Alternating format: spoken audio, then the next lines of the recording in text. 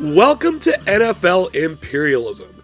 You may have seen this concept floating around YouTube, but I wanted to put my own spin on it by going through every season in the Super Bowl era and hopefully improving upon it. We simply spin a wheel with all the teams' names on it, then spin an arrow to see what direction they will take from their place on the map. Landing on another team's territory will give us that game. For a more thorough breakdown of how imperialism works, be sure to check out the beginning of our initial video of the 1966 season. That is linked down in the description below. Beneath that is a link to the imperialism playlist consisting of all completed imperialism seasons to date. Otherwise, we are ready to start.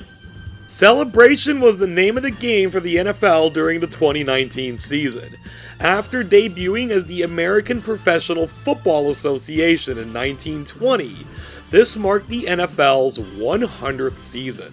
The latter half of that century saw the NFL not only become the most popular sports league in the United States, it has also become by far and away the most successful league in the world, at least by total revenue. There was also plenty going on between the lines. Although they've previously won a Super Bowl, the Kansas City Chiefs had never won an AFC championship before this season. Having done all their damage in the pre-merger era, the Chiefs made it back to the Super Bowl after a 50-year absence. And they were successful in that endeavor, matching up with and defeating the San Francisco 49ers. In their prior two playoff games, Kansas City fell behind by at least 10 points before coming back to win.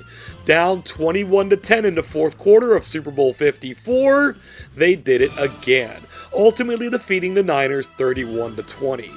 However, they fell just short of the Niners in our rankings, sitting at number 3 behind San Fran at number 2. Both teams are looking up at the Baltimore Ravens, dominant during the regular season, only to fall victim to a massive upset in the divisional round. That wasn't enough to knock them off the number 1 perch though. The Ravens also happen to be our defending imperialism champions. The bottom 5 here is facing an uphill battle, but with a little luck from the wheel, anything can happen. It is now time to get this on the field. Imperialism 2019 begins.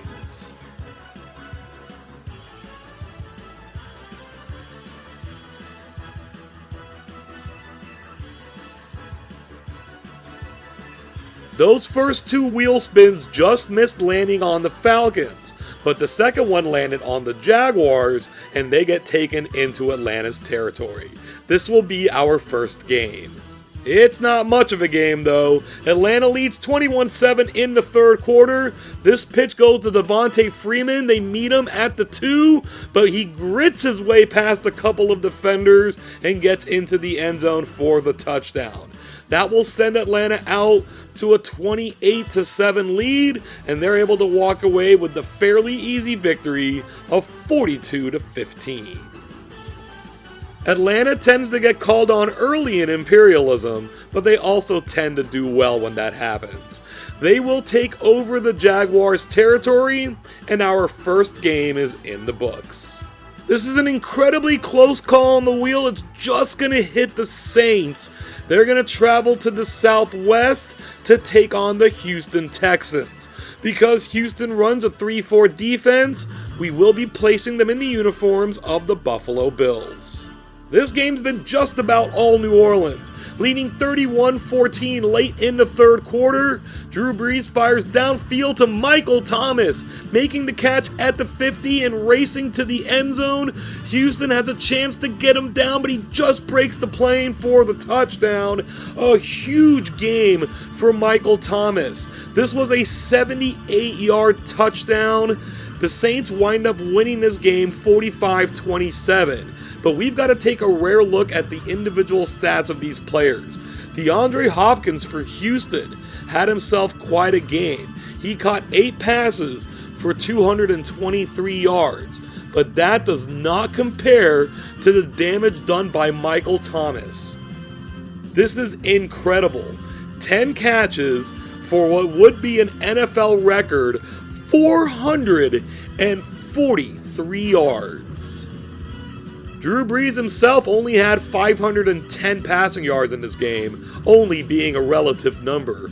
Almost all of them went to Thomas. An incredible display. The Saints will take over the territory of the Texans, and if that Brees-Thomas connection works like this, they will not be able to be beaten. It's another incredibly close call. It will not be the Saints once again. That landed on the Ravens, and the Eagles are in trouble because Baltimore is coming to town. The Eagles have held the Ravens in check for most of this game, but it's 14-3 now in the fourth quarter, and Mark Ingram makes it 21-3. In fact, the Ravens had only scored 7 points going into the fourth, but this is where they put their stamp on this game. They'll score one more and win this one 28-3. Philly did well to stay in the game as long as they did, but it was all for naught. The Ravens will take over their territory, and the defense of their Imperialism title has begun. The wheel has a thing for close calls today. This one will just hit the Tampa Bay Buccaneers. They're going to head down south to face their in-state rivals, the Miami Dolphins. Tampa's defense is doing work in this one.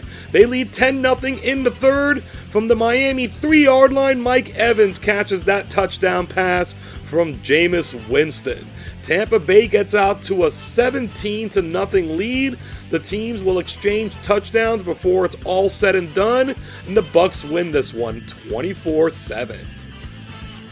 With that victory, the Buccaneers will take over the Dolphins' territory. This wasn't officially the battle for Florida, but Tampa is Florida's sole team remaining. We get right back to the wheel, and for the second time, it's going to land on the New Orleans Saints. They're going to head slightly northwest to catch the territory of the Dallas Cowboys. New Orleans becomes the first team to take the field twice this season. We've got ourselves a touchdown bonanza in this game. That was Michael Gallup for Dallas. This is Alvin Kamara. Now Michael Thomas gets one for the Saints. The pitch goes out to Ezekiel Elliott for the Cowboys. Avoids the tackle. Runs it in for the touchdown. But the Saints blow up the extra point. The ensuing kickoff goes to Deontay Harris.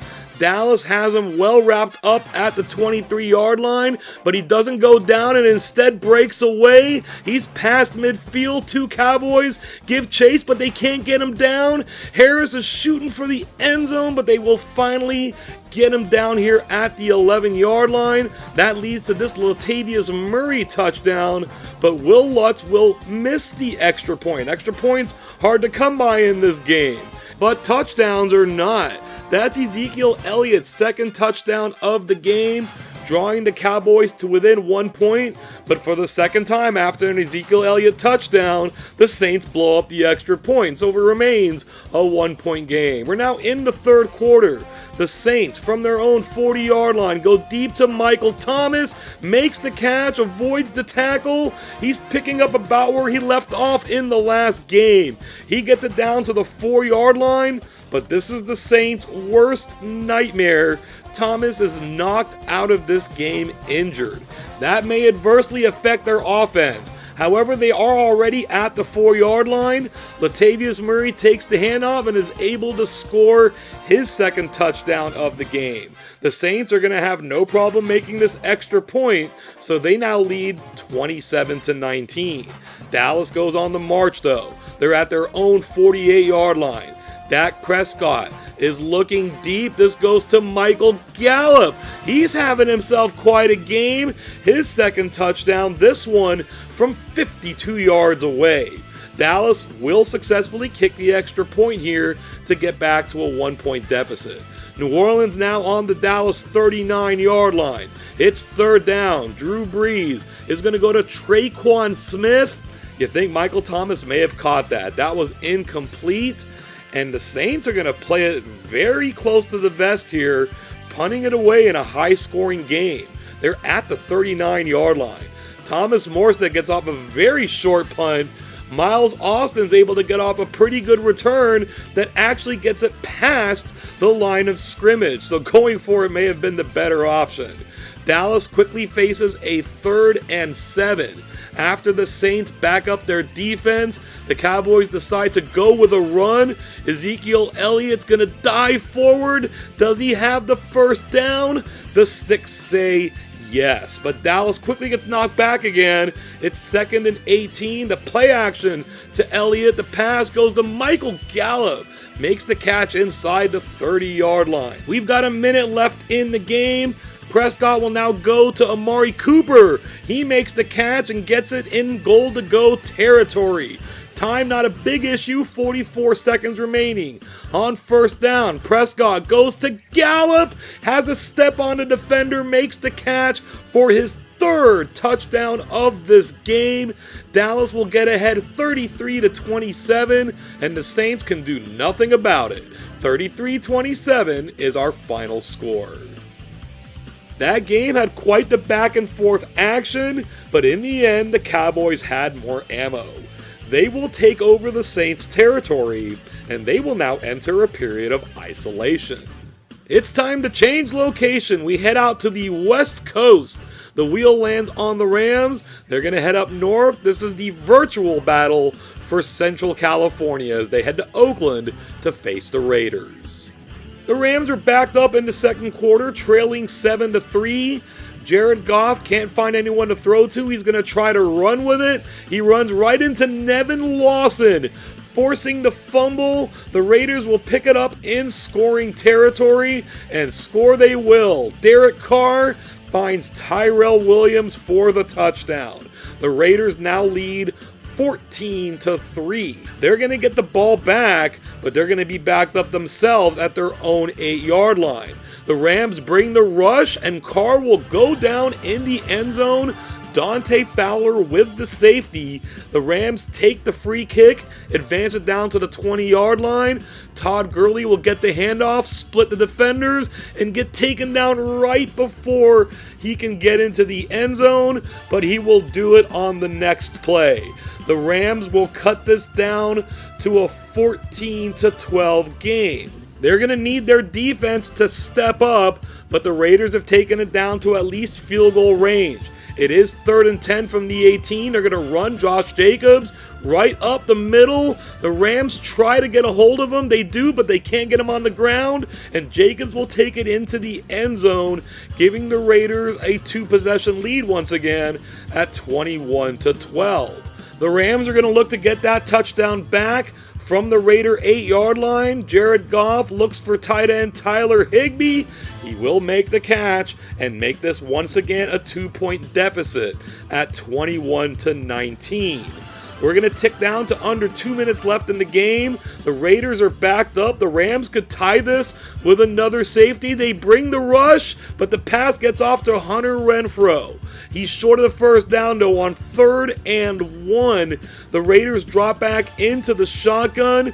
Jalen Richard in for the injured Josh Jacobs will carry this ball forward for the first down. The Raiders are going to be able to run out the clock and win this one in a squeaker, 21-19. They may have had a tough time winning the game, but win it they did. The Raiders move on. They will take over the Rams' territory, and just 1 year after a real-life Super Bowl appearance and 2 years after an Imperialism championship, this season the Rams are one and done. This next spin is a monumental one. It lands on the Steelers. It takes them into the territory of the Baltimore Ravens. This is our 54th season of Imperialism, and this is game number 1,500. It's quite the landmark, and we're getting one of the NFL's best rivalries. Let's see how this game plays out. We're scoreless early on. Baltimore faces a 3rd and 25. Lamar will step up in the pocket, throw, and get the first down, but Mike Hilton will strip the ball loose, and the Steelers will recover. Quite a swing there for Baltimore. Pittsburgh will not be able to do anything with this. The Ravens are now down at the Steeler 8-yard line. Lamar's going to roll out and get away from everyone trying to get a hold of him. He gets into the end zone for the touchdown. The Ravens evade trouble with that first turnover and lead this game 7-0. They have it again at their own 25-yard line. There's some miscommunication here. The ball is overthrown and intercepted by Terrell Edmonds. He gets it down to the 29-yard line, but the Ravens defense will once again get the stop. Mark Andrews will now fumble this football. That's 3 turnovers for the Ravens. Can the Steelers get it done this time? They cannot. But now it's intercepted once again, and Minkah Fitzpatrick says, forget about it, I'm taking it in myself. Pittsburgh has forced 4 first-half turnovers and are just now tying this game up at 7 apiece. Can the Ravens do something here before the half expires? It's 3rd and 24. We've seen them pick up these yards before. Jackson's going to chuck it deep to Marquise Brown. Goes up and makes the catch in Steeler territory. That's going to lead to this 35-yard field goal by Justin Tucker. The Ravens take a 10-7 lead into the second half. It's now 10-10 with the third quarter winding down. The draw play goes to Mark Ingram. He's going to get the first down, fighting for more yardage, and he too will fumble. This is 5 takeaways by the Steelers. You gotta think they're gonna score here. From the 31, the reverse goes to Juju Smith-Schuster. The Ravens get him in the backfield, but he breaks away, and he takes a 6-yard loss and turns it into an almost touchdown. They get him down right at the inch line. They're gonna try Schuster again, and he's got open space, and the Steelers, with a +5 turnover margin in this game, will lead 17-10. Can the Ravens hold on to this ball long enough to get that touchdown back? Lamar's going to look across the field to Mark Andrews, makes a diving catch, does hold on. They're in Steeler territory. They've now moved it to the 17. It's 3rd and 1. Jackson on the rollout once again. It worked before. It works again. 2 hurdles into the end zone for the score. So the Ravens are going to tie this up at 17. The Steelers are going to have a chance to take the lead, and with it probably the game. From their own 33-yard line, the rush comes, the pass is rushed, and it's intercepted by Marcus Peters. So after all those turnovers for the Steelers, the Ravens get one for themselves. They're in great shape now with 1:15 left on the clock.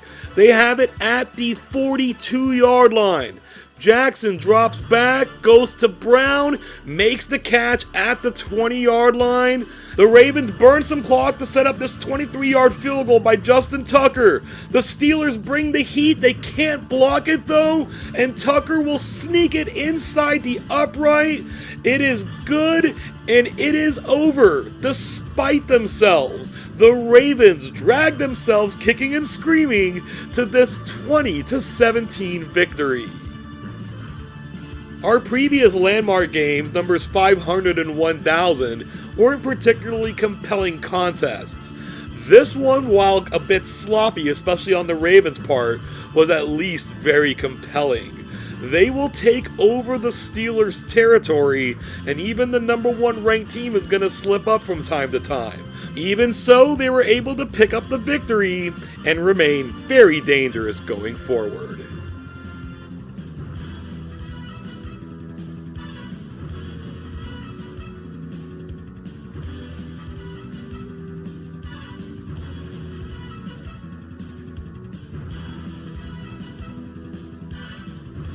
After all that excitement, we needed a little bit of expansion. With the wheel landing on the Tampa Bay Buccaneers and their position on the map, there was no reason to spin the arrow. They head to Atlanta to face the Falcons. It's been a relatively tight game, but Atlanta's always held the lead. It was in the fourth quarter where the fireworks really started. Both teams exchanged these touchdowns. Now the Falcons throw it deep, and Calvin Ridley will climb the ladder to make that touchdown catch in the end zone. The Falcons get ahead 30-20. There's another touchdown exchange before it's over, and the Falcons win this one at home 37-27. The Ravens just won their second game, and the Falcons join them. They will take over Tampa Bay's territory, and in turn, they will take over all of Florida.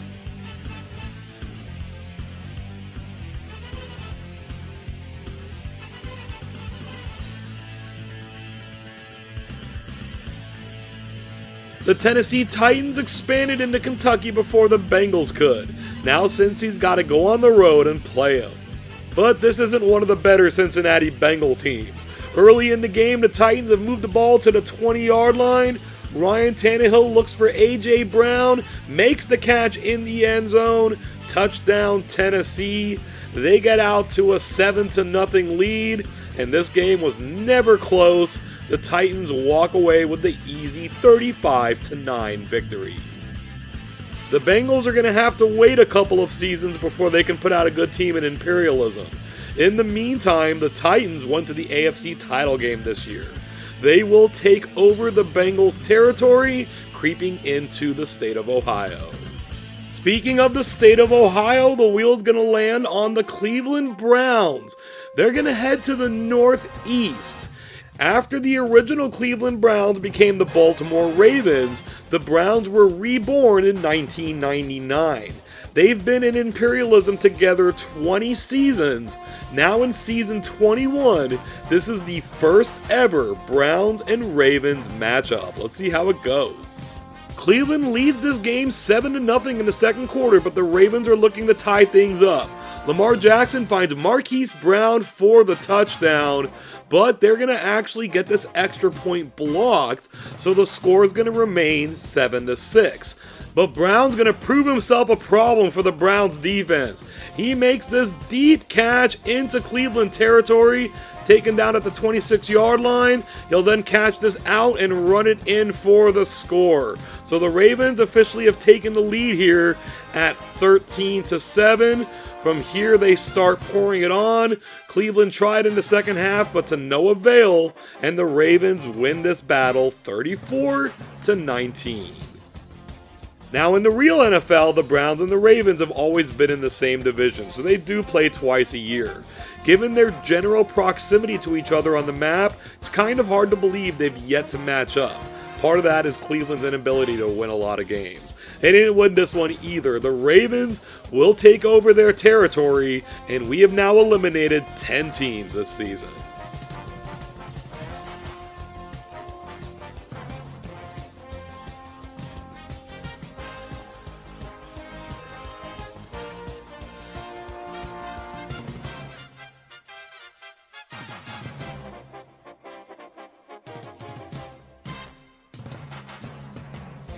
It's time to get the Super Bowl champion Kansas City Chiefs on the field. They will be welcoming the invading Chicago Bears. The Chiefs will look to open the scoring in this game. From the 15-yard line, Pat Mahomes throws into the end zone into the waiting arms of Tyreek Hill. That will be a touchdown. The Chiefs will not get the extra point here. This is a 6-0 game. The Bears now have it. They're facing a 3rd and 14. Mitchell Trubisky is going to look downfield.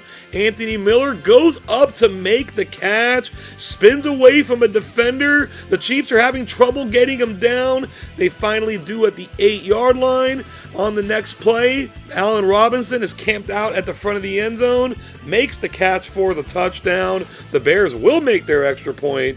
They lead this game 7-6. The Chiefs get right on the move. They're at the Bear 5-yard line in the second quarter. The pitch goes out to Damian Williams. He's able to find his way into the end zone. Touchdown, Kansas City. They'll make the extra point and take a 13-7 lead. It's now the Bears' turn with the ball, but they're backed up at their own 9-yard line. Out of the shotgun, the Chiefs come and get Trubisky down in the end zone. That is Frank Clark with the safety. The Chiefs have it with a 15-7 lead, ready to score again. From the Bears' 7-yard line, Khalil Mack's going to burst through and steamroll. Patrick Mahomes forces the fumble and recovers the fumble. So the Chiefs had a chance to really put some distance there. They couldn't do it. Now in the third quarter, the Bears are in striking range. Trubisky's going to go to Allen Robinson. He will make the catch for the touchdown. With the game still being in the third quarter, Chicago will just kick the extra point, so it's 15-14. The Chiefs now face a critical 3rd down and 3. They're going to get the ball into the hands of Tyreek Hill on a reverse, but the Bears are wise to it, and they get the stop, and they get the ball back, and they get a drive moving. They're at the Kansas City 31. Anthony Miller is open. Trubisky overthrows him, but he makes the diving catch. That should have been a touchdown. Instead, it's now 3rd and goal from the 4-yard line. Direct snap goes to David Montgomery, but the Chiefs are able to hold him up and eventually get him down. Eddie Pinheiro will kick this short field goal to give the Bears a 4th quarter lead, 17-15. The Chiefs are now on the march for the game-winning score. From their own 45, the short pass goes to Travis Kelce, and he turns that short pass into a long gain, very much in field goal range, but the Chiefs might be looking for more. 1:10 left in the game. Mahomes has all day in the pocket. Will go to Tyreek Hill, makes the catch at the 3-yard line. They're still looking for the touchdown. On 1st and goal, this is Mecole Hardman in the backfield, gets the pitch, and will get into the end zone for the touchdown. Hardman, of course, has a knack for game-winning touchdowns. That puts the Chiefs up 22-17, and 22-17 it will remain. Even at home, the Chiefs were in quite the dogfight there. The Bears seem to have a knack for putting good teams to the test in Imperialism, but the Chiefs passed that test. They will take over the Bears' territory, and they now own property in 3 states.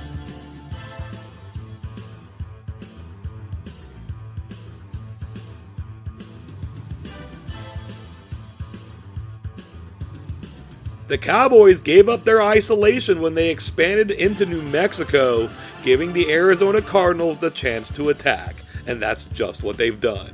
We're tied up at 10 apiece in the 4th quarter, but the Cowboys are in the red zone. Ezekiel Elliott cuts outside, cuts back inside. What a nice run there by Zeke for the touchdown. With 2:28 left in the game, Dallas leads 17-10. The Cardinals are going to look to tie, but they're facing a 4th and 9.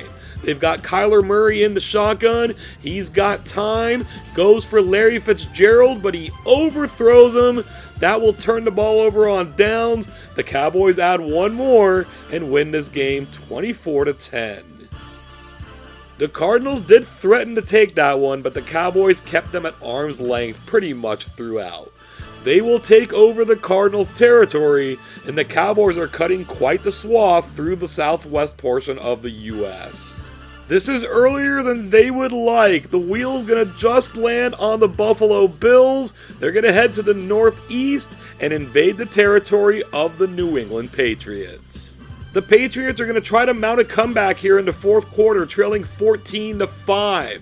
Instead, Tremaine Edmonds comes in for the strip sack of Tom Brady. The Bills will pick it up and run it back down to just inside the 10-yard line. Edmonds having himself a game. That was his 3rd sack. Josh Allen will find Isaiah McKenzie for the touchdown with only a little over 2 minutes remaining. Buffalo's taken a 21-5 lead. The Patriots' comeback attempt failed. Buffalo scored another touchdown and used a dominant 4th quarter to win this game 28-5. This season was pretty much the end for the Patriots. They went one and done in the playoffs, and their salary cap situation got to the point where Tom Brady knew it was time to get out, and he did just that. You know he won't play for a subpar team. This is over for the Patriots and Imperialism as well. The Bills will take over their territory, and we've now entered the time frame where Buffalo is going to be a tough out every season in Imperialism.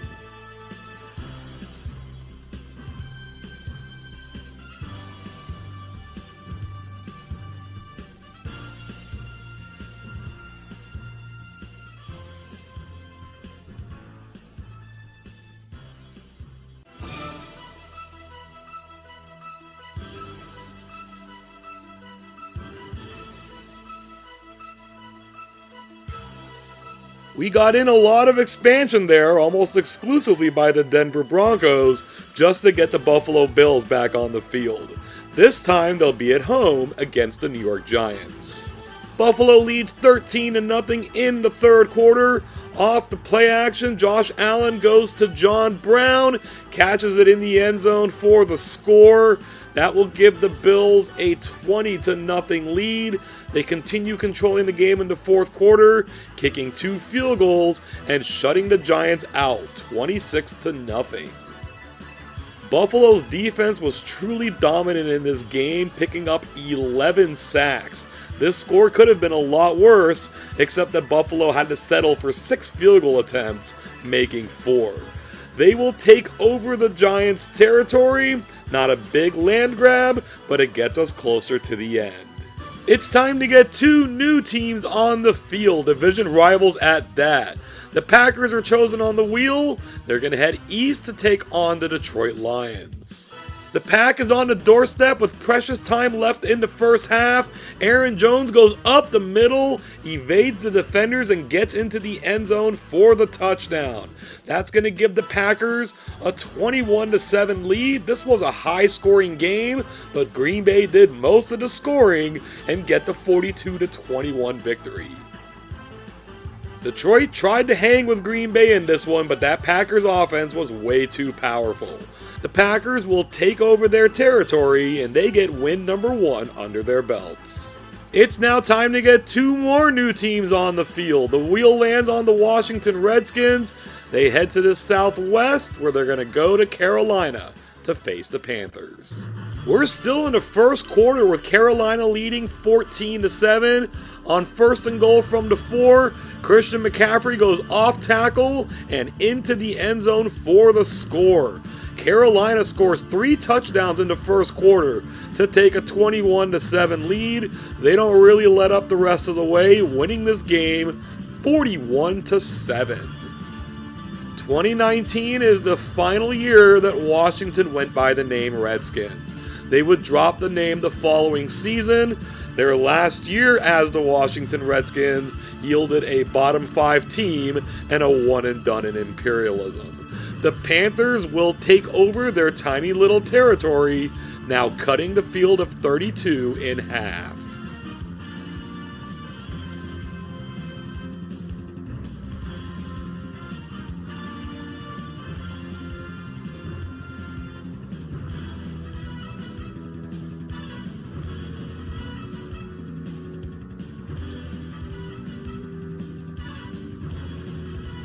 The center of the Titans logo is in a tricky place. It looks like it should be right on the T, but the flames shift it up and over. And with this photo finish, we can see the arrow bypassing the Panthers' territory and instead hitting the Falcons. Tennessee heads to Atlanta. The Falcons bring a 24-7 lead into the second half. Tennessee looks to get back in this thing. This touchdown pass will go to Tajay Sharp. That will cut the lead down to 24-14, and that was the spark Tennessee needed. Later in the quarter, Derrick Henry is going to score this touchdown, and now in the fourth quarter, he will take the draw, get around all sorts of defenders. They all fall down. Probably wouldn't have got him down anyway. The Titans go on a 30-0 second half run to pull this one out 37-24. Tennessee sure looked like they were in trouble in this one, but they were able to put it together and put the game away at the end fairly easily. They will take over the Falcons' territory, and their land now juts down into the southeast. We haven't had a game out west in a while. The wheel will land on the Chargers. They dip into the southeast, which is all territory now of the Dallas Cowboys. Dallas holds a 7-0 lead in the third quarter and looking for more. Dak Prescott goes to Amari Cooper. He's able to get into the end zone before the defense gets a hold of him. That will extend Dallas's lead to 14-0. Now in the fourth quarter, it's 14-7. Brett Maher's out to kick a 50-yard field goal. Gets no pressure from the Chargers. He puts it up, but it's no good. 14-7 it remains when Marr gets another chance now from 41 yards away. Joey Bosa's trying to block the kick. Marr gets it past him, but once again misses. So the Chargers have a life for the second time, and they'll look to take advantage. It is 4th and 11. They go with a delayed handoff to Austin Ekeler. He picks up the first down. He gets past midfield. The Cowboys give chase. They are not able to get a hold of him, and Ekeler is taking this all the way in for the touchdown. That was 4th and 11. It became a 71-yard touchdown run, tying this game up at 14. Dallas now, Tony Pollard on the kickoff, making some moves, gets it past midfield, looking like Austin Ekeler out there almost, but they're able to get him down at the 23-yard line. On the very next play, 1:27 left in the game, Prescott will once again go to Cooper, makes a diving catch, and in doing so lands in the end zone. Dallas gets back out to a 21-14 lead. The Chargers have the ball, but they're in trouble. It's 4th and 17. Rivers needs to wait for his receivers to get downfield, and that will lead to the safety, and that will give Dallas a 23-14 victory. The Cowboys weren't a particularly special team in 2019, going 8-8, proving to be the final season for head coach Jason Garrett. But in Imperialism, they've won 3 straight games. They will take over the Chargers' territory, continuing their push west. We're getting ready for a big rematch here. The wheel's going to land on the Chiefs. The arrow sends them to the southeast. That's going to hit the territory of the Tennessee Titans. This is a rematch of the 2019 AFC Championship game. This time, Tennessee gets to host. This has been a back and forth game, but it's favored the Chiefs. They lead 21-14 in the third quarter. Patrick Mahomes is going to keep it himself around left end. He's darting toward the end zone. The Titans get him down, but he crosses the line. His second rushing touchdown of the game. That's going to give the Chiefs a 28-14 lead, and they maintain that gap the rest of the way, winning a shootout 42-27. Kansas City may have had some problems in their first game against Chicago, but maybe facing a more familiar opponent helped them out in this one. They will take over the Titans' territory, and looking at things on the map, they have an argument for the largest piece of land. The champs will have no time to rest here. The wheel will find them once again, and they're going to head to the northwest. That's just going to catch the tip of the state of Indiana. The Chiefs will go to Indy to take on the Colts. Backed up at their own 20-yard line, the Chiefs lead this game 7-0. Patrick Mahomes has all day in the pocket. He's going to fire deep to Travis Kelce, who somehow got away from the defense. He's going toward the end zone, but they're going to get him down just short. A 77-yard completion. Damian Williams will take it in for the touchdown on the next play. The Chiefs get ahead in this game 14-0, and boy did they find their offensive groove in this one. They plaster the Colts 55-16. Well, maybe the Chiefs just needed to get warmed up. After barely squirming by the Bears, they looked incredible here against the Colts. KC will take over their territory. 3 teams have won 3 games this season, the Ravens and the Chiefs to be expected, and the Cowboys.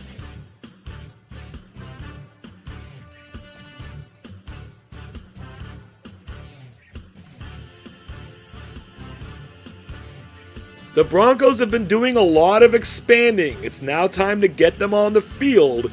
They'll welcome the Dallas Cowboys, looking for their 4th victory this season. Dallas has taken their opening drive to the 5-yard line. The Broncos back up their defense. Dallas will throw anyway. Amari Cooper will get this touchdown to break open the scoring. This is the only touchdown we're going to see in the first 3 quarters of this game. We're going to enter the 4th quarter with Dallas leading 13-3.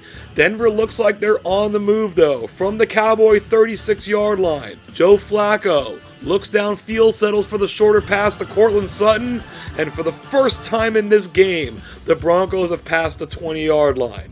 Yet they quickly go backwards, and they're now at their own 25-yard line.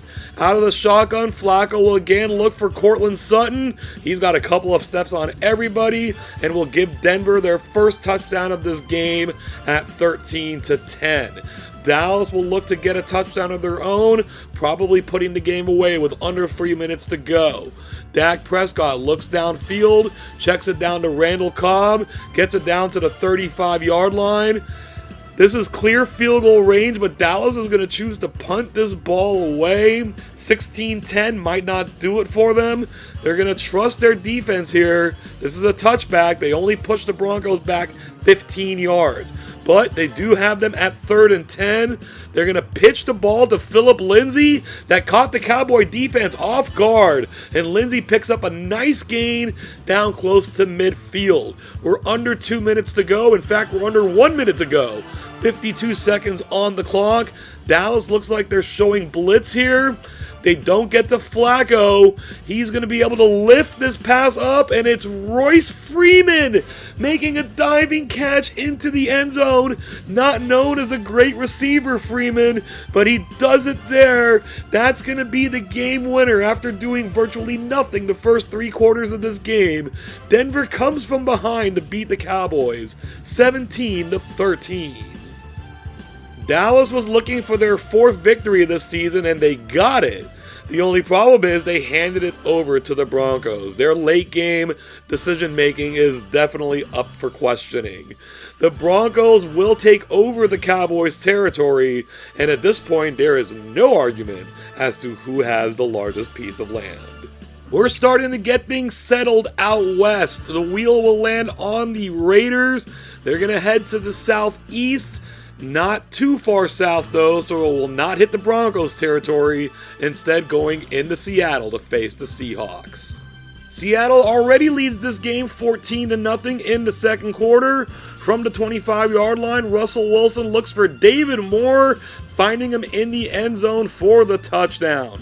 This game has been all Seattle to this point.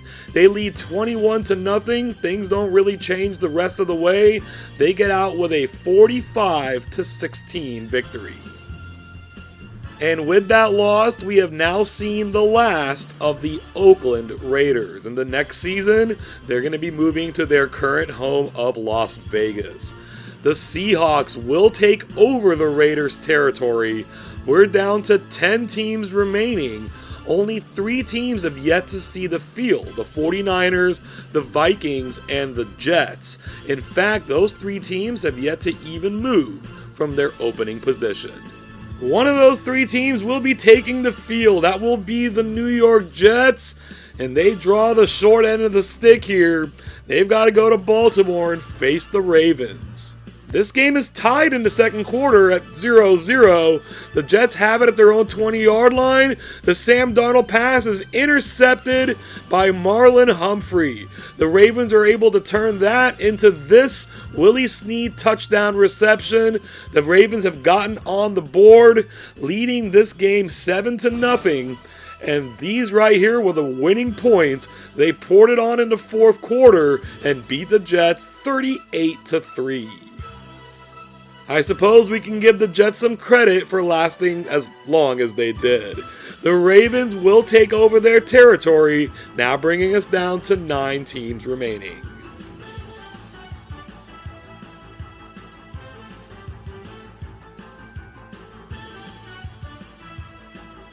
We mentioned at the outset of this video that this is the 100th season in NFL history. Well, that regular season ended in Seattle with the 49ers beating the Seahawks in a game that ended at the 1-yard line. We're about to get that game again next in Imperialism. The Niners lead this game 14-6 in the second quarter. From the Seattle 20, George Kittle will make this touchdown catch to give the Niners an even bigger lead at 21-6. Seattle strikes back with a touchdown themselves. It's now 21-13. We're in the third quarter. From the 16, Jimmy Garoppolo looks to Deebo Samuel, and he makes the catch for the score. The Niners look like they're running things here at 28-13. But Seattle will not go away quietly. They're in 49er territory at the 32-yard line.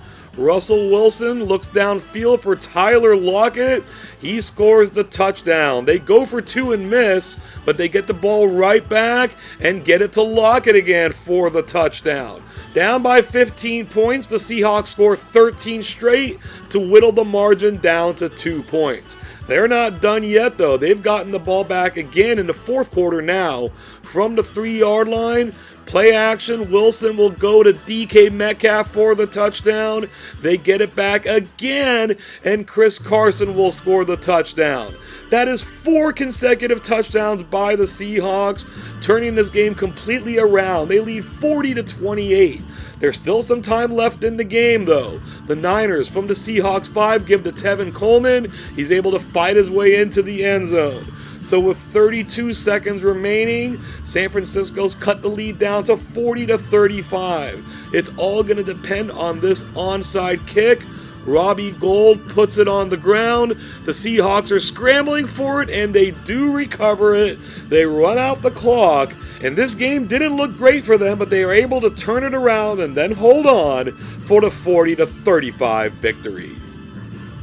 The 49ers did win that regular season matchup, clinching the number 1 seed and making it to Super Bowl 54. Here, they are one and done. The Seahawks will take over their territory, and we're only left with the Minnesota Vikings, who have yet to see the field this season. We're about to have a titanic showdown here. The wheel will land on the Chiefs. They're going to head northeast into the territory of the Baltimore Ravens. This is the playoff game we never got. The Super Bowl champions will take to the road to face off with our number 1 ranked team. Baltimore took control of this game in the first half and now lead by 13 in the fourth quarter. This flick of the wrist from Lamar Jackson leads to the Marquise Brown touchdown. That will now extend Baltimore's lead to 41-21. The offense was firing on all cylinders, and in the end, the Ravens will take this by a final score of 48-28. We did say the offense was firing on all cylinders, but more specifically, we're talking about Lamar Jackson. Check out his final numbers: 376 yards passing with 3 touchdowns, along with 145 yards rushing and 2 touchdowns. If you had him going in daily fantasy, you can start counting your money. The Ravens will take over the Chiefs' territory. Both of our 2 Super Bowl competitors are out. The rest of the top 5, aside from the Ravens, are out. That will leave Baltimore as the heavy favorite to take it all down for a second straight season. The final 2 teams out west are ready to settle this. The wheel lands on the Broncos. They're going to head out west to take on the Seattle Seahawks. Seattle holds a 14-7 lead in the third quarter. In Broncos territory, this pass goes to Jacob Hollister, not the fastest guy on the field. He's able to get it down inside the 5-yard line. On the next play, the reverse is going to go to Tyler Lockett. He's going to find the edge and get himself into the end zone. Seattle survived a very sloppy first half to give themselves a big third quarter, taking a 21-7 lead. Denver scores very late to make it look a little closer. The final score here is 21-14. The Seahawks are showing they can get it going when they need to. They will take over the territory of the Denver Broncos, and they own the entire western portion of the U.S., except for North Dakota. But just as quickly as they've got it, the Seahawks have got to put their land up. The Vikings land on the wheel, and they find that space between North Dakota and the Ravens' territory to invade Seattle. Minnesota's got themselves a 10-point lead in the third quarter. Kirk Cousins looks to Stephon Diggs in the end zone for the touchdown. That'll put Minnesota up by a score of 24-7. Seattle has shown lots of resilience up to this point, but it's not there in this game. the Vikings tear it open and win it 38-13. And with that victory, the Vikings will take over the Seahawks territory. In one game, they went from not having played at all to becoming the dominant presence on this map.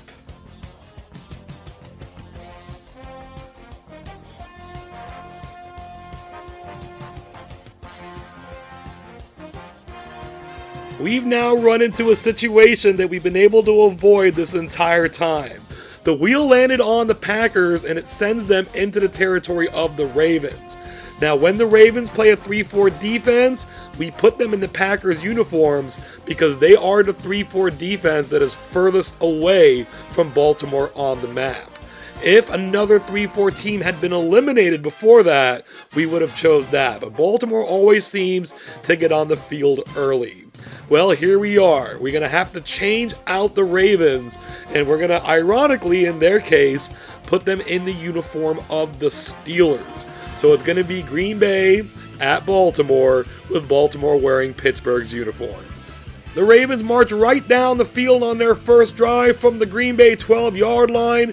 Mark Ingram's going to take the pitch right and score the touchdown. The Ravens offense looks to be picking up where it's left off in its other games. They take a 7-0 lead. Green Bay now looking to respond. They've moved it into Baltimore territory.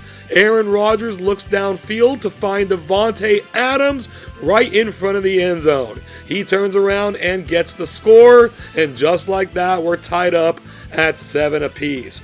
Here comes Baltimore again. They're at the 22-yard line of the Packers. Lamar Jackson's going to take off from the backfield. He is going to streak toward the end zone, but the Packers are able to wrangle him up, and that's important. They're forced into this short field goal attempt by Justin Tucker, but he misses it. Mr. Reliable, and it's still tied at 7. Now in the third quarter, this direct snap goes to Aaron Jones for the Packers. He cuts through the teeth of the Ravens defense and is picking up some big yardage here.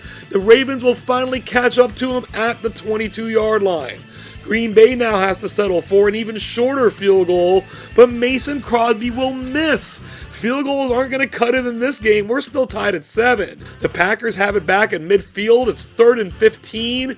Rodgers steps up in the pocket, goes to Davante Adams, and they're going to want him to score here, and he does. A 50-yard touchdown with precious little time left in the third. Green Bay has taken a 14-7 lead. The Ravens are all the way back at their own 11 on 4th and 16. That doesn't bother Lamar Jackson, though. He cuts to the outside, and he picks up big yardage. Another monster rushing game for Jackson, a 34-yard gain. They're now at the 4-yard line on 2nd and 1. Lamar is going to hand it off to Mark Ingram, and he will get his second touchdown of the game. The Ravens hadn't scored since the first quarter. They've now tied things up at 14. Green Bay is going to have an opportunity here to put this away from their own 35-yard line. The quick pass goes to Jimmy Graham. Makes the catch at midfield. First down. Green Bay is moving along. 1:53 left in the game. On 3rd and 6, Aaron Jones is going to come up just a little short on that first down. I don't know why he dove for it, but instead of trying for that half a yard, they're going to send Mason Crosby out for a 58-yard field goal attempt. Crosby puts it up. He looks like he has just enough leg, but it's no good, and the Ravens will take over in excellent field position, only needing a field goal themselves. The first play after the miss is this wide receiver screen to John Brown. He maneuvers his way through several defenders, and Baltimore is now in field goal range, but they might be looking for more. 1:12 left on the clock. From the 30, it's a keeper from Lamar, and this time he's able to get into the end zone himself. Touchdown, Baltimore. They scored on their first drive, didn't score for a while, scored on their final 2 drives, and they make the comeback victory over the Packers, 21-14. It's a guarantee that the Ravens have to play another game at some point this season. They will be remaining in the Steelers' uniforms. They will take over the Packers' territory we're down to our final 4 teams. Our number 1 team in the Ravens, 2 playoff teams in the Vikings and the Bills, and the 5-11 Carolina Panthers, who always seem to find a way to hang around in Imperialisms. If they were to take it all this season, it would be the biggest shock win we've ever seen. Well, it's now time for the Carolina Panthers to test their mettle. The wheel chooses them, and what bigger test can they have than by going on the road to face the Baltimore Ravens? That's exactly what they're going to be doing. The Carolina passing attack ran into a one-man brick wall during the first half. Those were the first 2, and this is the 3rd interception made by Marlon Humphrey by himself. The Ravens lead this game 17-3 with little time left in the first half. Lamar Jackson is going to fire deep to John Brown. That's going to get them into field goal range, which they're going to convert. Now at 20-3 in the third quarter, from the Panthers' 2-yard line, Lamar calls his own number and runs it in for the score. This has been a dominant performance by Baltimore. They lead this game 27-3. The Panthers did start to make some noise. That final score looks a lot closer than it really is. The Ravens win this one 34-25. The Carolina Panthers become the Cinderella story that never was and never would be. The Ravens will take over their territory, and the way the map is set up now with 3 teams remaining, they're going to have to play in the next game. Will it be against the Vikings? Will it be against the Bills? Let's find out. It's a close call here, but the wheel says it will be the Bills, and the arrow will take them into the Ravens' territory.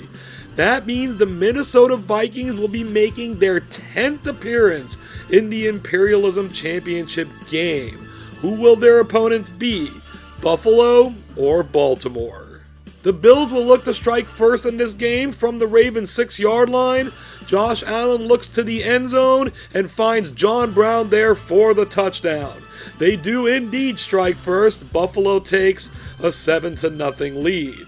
The Ravens are going to be on the march now. They've moved the ball to the 1-yard line. It's 2nd and goal. The handoff will go to Mark Ingram. He fights off a couple of defenders and gets the score himself. So the Ravens have quickly tied things up at 7 apiece. They'll count on their defense here. Buffalo has the ball at their own 40-yard line. We're in the second quarter. Josh Allen will look for Isaiah McKenzie, but it's Marlon Humphrey with yet another interception. Stop throwing the ball in this man's direction. He will only make you pay. The Ravens now take it to inside the 10-yard line, where Marquise Brown's going to score this touchdown. Baltimore now takes the lead at 14-7. The Bills get a field goal before the half ends, so it's 14-10 now. Justice Hill takes the second half kickoff. He's met by Teron Johnson and he loses the ball. So Buffalo turn it over and now they've gotten one back. In scoring range, John Brown will get them that score. His second touchdown of the game will give Buffalo the lead back at 17-14. Baltimore's offense has gotten a drive going. They're at Buffalo's 37-yard line. Lamar Jackson has plenty of time, goes deep to Willie Snead, makes the catch at the 10, taken down at the 2-yard line. On the next play, Mark Ingram takes the direct snap, pulls his way through a tackler, and scores. Now the Ravens have the lead at 21-17. Can the Bills keep the ping pong ball moving? They're in their own territory at the 19-yard line. Josh Allen's going to keep it off left tackle, finds the sideline, and finds a lot of space. The Ravens are going to finally catch up to him, but not until he's crossed midfield. Buffalo's drive continues. They're at the 4-yard line. It's third down. Allen will keep it himself. He hurdles and dives short, but is able to get up and get back into the end zone. Nobody from the Ravens were there to touch him down, and the lead has changed hands again. It's 24-21. The Ravens set up at their own 22-yard line. The handoff goes to Mark Ingram. He's becoming a much bigger part of this offense, and he's showing why. He will make the long run here, a 32-yard gain. That now gets the Ravens to the 8-yard line. Third down. Lamar looks for Marquise Brown. He scores the touchdown. The lead has changed hands once again. What an exciting game. Baltimore leads 28-24. Buffalo now facing a 3rd and 6 in their own territory, and Josh Allen takes the sack from Michael Pierce. That's going to make it 4th and 11, and with 2:40 on the clock, the Bills are going to punt this away and hope the defense can get them the ball back. This punt is almost blocked by the Ravens. They don't get a hand on it.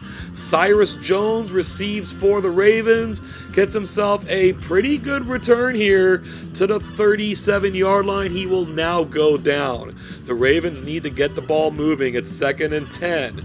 Lamar Jackson looks for Hayden Hurst, makes the catch, moves the chains, moves the clock. There is now 1 minute 20 left on. 40-yard line for the Ravens. Jackson's going to keep it himself. He has the first down and quite a bit more. He gets it down inside the 10-yard line. That's going to do it. The Ravens kill clock and kick a field goal and win this thriller 31-24. And our 2019 Imperialism Championship game is set. The Vikings have only had to win 1 game to get here. The Ravens have had to win 8, 7 of those at home. These two teams are gonna clash. It would be normally a battle of the purple, but the Ravens will be remaining in the Steelers' uniforms. Let's spin this wheel and find out who's going where. This wheel's got some juice, but not enough to get off of the Vikings. So the Ravens, after winning their first game this season on the road, will get to play their 8th consecutive game at home. In contrast, Minnesota will only be playing their 2nd game. They are tied with the 49ers with 5 Imperialism titles and will look to take sole possession of that record with a win here. Baltimore has only won it all once, but that was last season, and they will try to become the 6th team to go back-to-back. It is now time. The Minnesota Vikings at the Baltimore Ravens for the 2019 Imperialism Championship. The Ravens have it first, facing a 3rd and short in their own territory. This handoff gets blown up, so they're forced to punt it here on 4th and 6, except that it's a fake. Mark Ingram throws downfield for Willie Snead. It's incomplete, gifting Minnesota field position early on in the game. It's 2nd and 10. They're going to run a reverse to Stephon Diggs. He gets around the end, finds the sideline, and is getting downfield. The ball is loose, but it touches the sideline out of bounds. Minnesota gets to keep it. That's their 2nd gift early on in this game. Now from the 4-yard line, the pitch goes to Dalvin Cook, and the Vikings are able to cash in with the touchdown. Cook gets him on the board. The Vikings lead this game 7-0. The Ravens have it back now. They are facing 3rd and 5 in their own territory. They have a 3-receiver set. Lamar Jackson calls an audible at the line. They are going to run their own reverse. This goes to Marquise Brown, but the Vikings are going to stop him right before he gets the first. And on 4th and very short, they're going to bring out the punting unit again. Might they try another fake punt? They will not, but Sam Cook can't get the punt off at all. The Vikings turn that into a field goal. Baltimore will try again, trailing 10-0.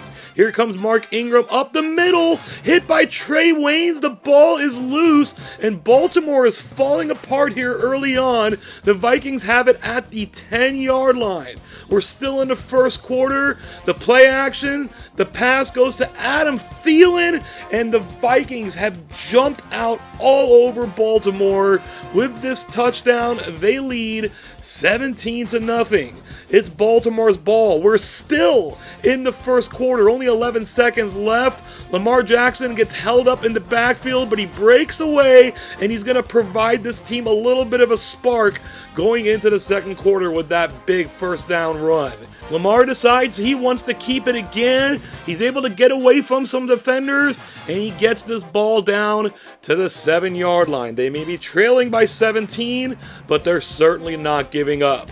On the next play, Mark Ingram gets the handoff. He's had a rough game to this point, but he makes up for it somewhat here with that touchdown run. So the Ravens are certainly not dead yet. The game now is 17-7. Minnesota is going to get their first drive in their own territory. They're facing 3rd and 19. Baltimore crowds the line. Kirk Cousins looks like he wants to throw over it. He gets the pass off, and it's Adam Thielen once again. The Ravens are going to catch up to him before he scores, but that was a 51-yard gain.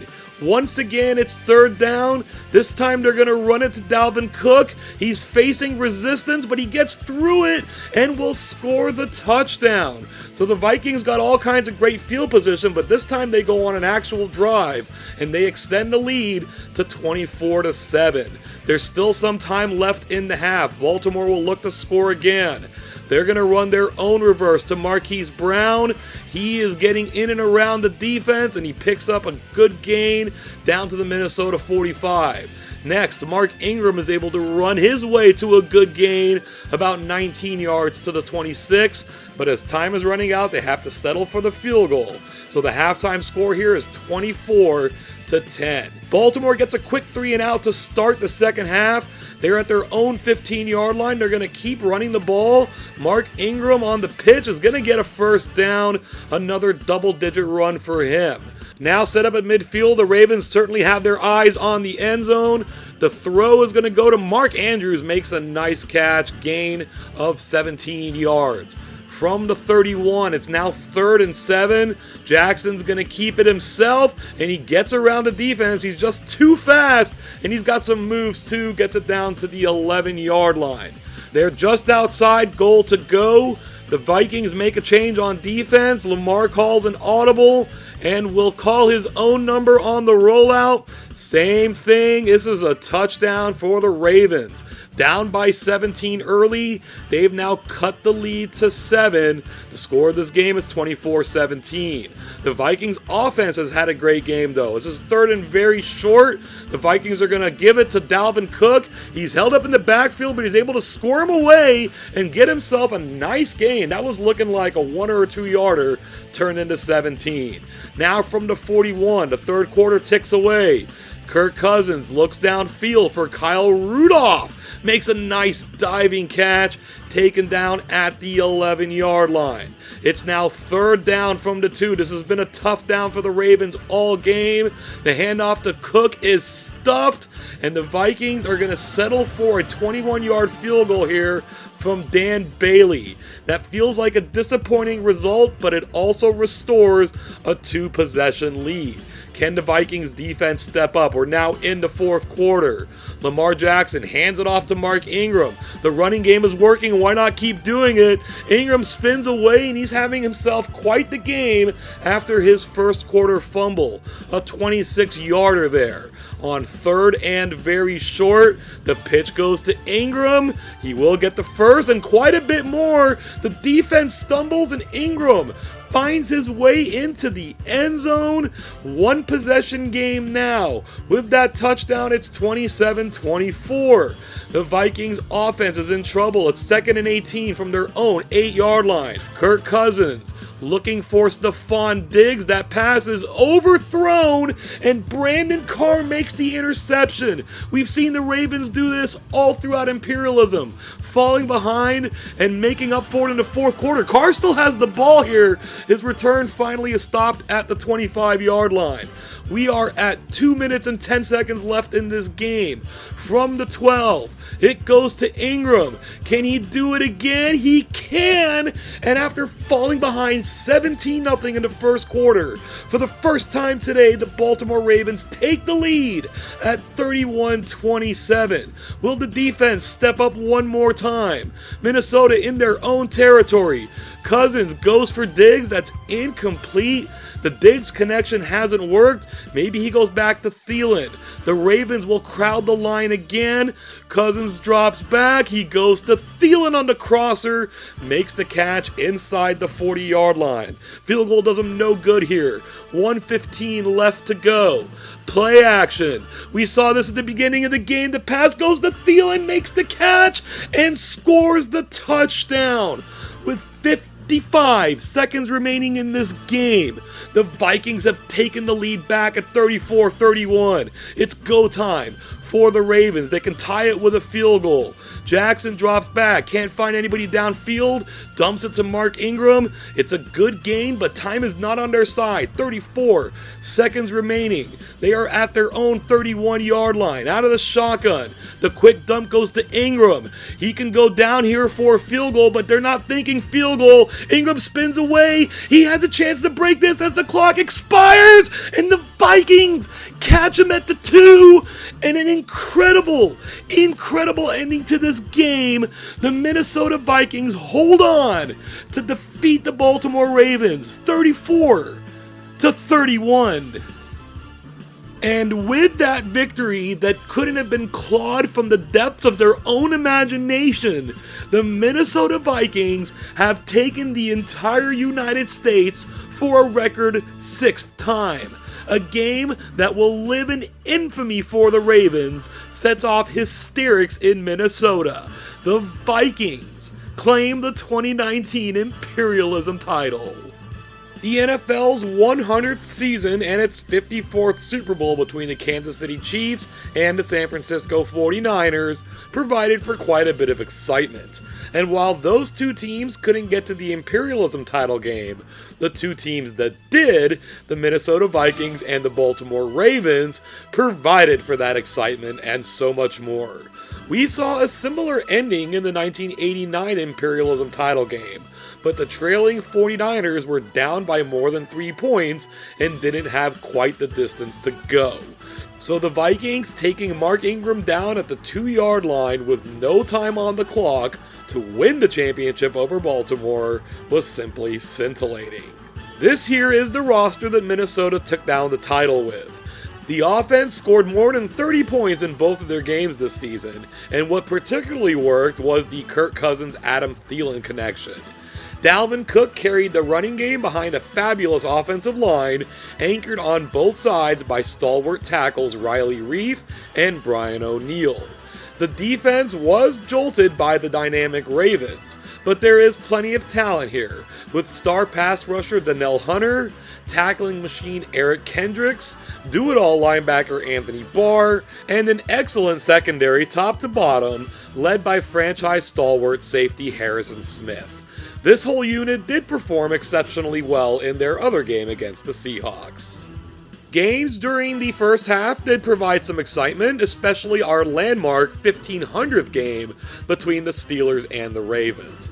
There were a few blowouts as well though, with 8 of these games, more than half, decided by at least 17 points. The excitement was certainly ramped up in the second half of games. The Ravens' final 3 games were all won by single digits, leading to that thrilling championship game with the Vikings, whose results still hung in the balance after the fourth quarter clock read all zeros.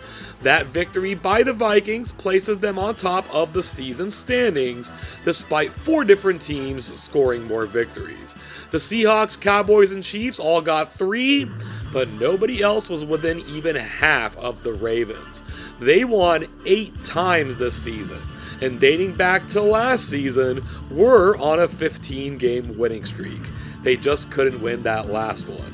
However, they have now shot up the overall standings, with their 41-23 record giving them the highest win percentage and placing them above 11 different teams that have been in Imperialism longer than them, in many cases substantially longer.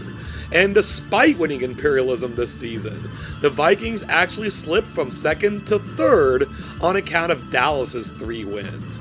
Everyone remains looking up at the Steelers and their 84 total victories. Thank you so much for making it to this point in the video. Please take the time to like and share it, while also subscribing to the channel and dinging that bell in order to be notified about all our future releases, Imperialism or otherwise. 1969, 1970, 1975, 1987, 2003, and now 2019. The Minnesota Vikings have no Super Bowl victories, but they've claimed their 6th Imperialism title. Interestingly enough, their last 2 have come exactly 16 years apart, so perhaps they're due for another one in 2035. Before that, though, they will be looking to repeat next season. Looking forward to having you here for that one to see them try. Thank you so very much for joining us today, and until next time, I hope you have an awesome day.